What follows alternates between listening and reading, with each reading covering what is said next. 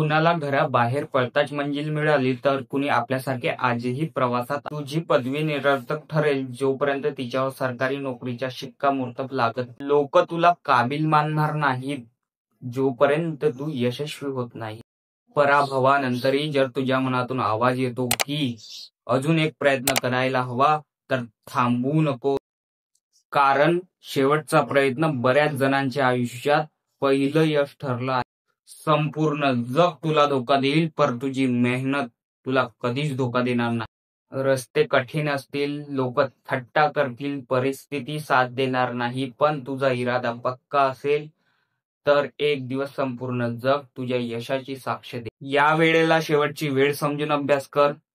तू आणि तुझी परिस्थिती दोन्ही बदल. माझ्या मित्र, आपण आपल्या घरच्या परिस्थिती बदलण्यासाठी निवडले गेलेले आहोत. आपलं आयुष्य इतकं सोपं नसेल, म्हणून जा आणि मेहनत कर.